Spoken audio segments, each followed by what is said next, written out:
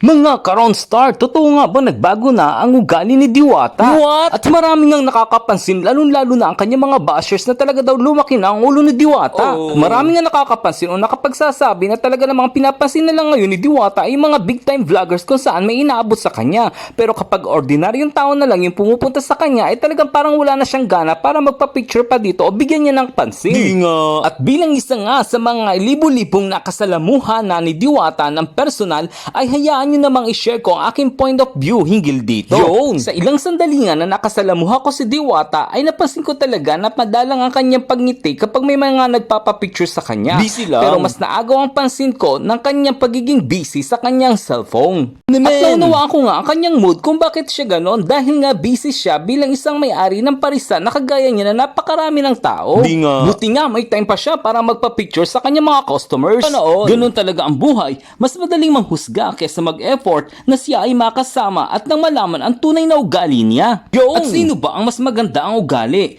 Yung sa harap mo ay todo ngiti, pero pagtalikod mo naman ay unti-unti ka ng binibigti. Sakla. O yung nakasimangot sa iyong harapan, pero pagtalikod mo ay wala na siyang pakialam. Doon na lang. Anyway, never mind. Ang mahalaga, magpakatotoo ka. Gawin mo ang mga bagay kung saan ka masaya. Dahil gumawa ka man ng masama o mabuti, ay may masasabi at masasabi sila. Minsan nga, mas mayabang pa yung mga taong wala namang narating. Tapos sila pa yung masamang humusga sa kanilang kapwa. Bad yun. Tanggapin nating lahat ang realidad na hindi sa lahat ng oras ay kaya nating umiti. May mga time din syempre na kailangan nating ipahinga ang ating sarili at talagang maging seryoso tayo upang mas maisip natin ano ba yung mas makakabuti. Nice. Kaya naman, himbis na husgahan agad natin ang ating kapwa, ay alamin muna natin ang kanilang pinagdadaanan. Yay. Kaya naman, kung hindi nyo pa nakakasama ang isang tao, ay huwag agad maging feeling entitled na parang kilalang kilala nyo na ito. At kung sakali man na talagang magbago na ang ugali ni Diwata at maging tama ang inyong mga hinala,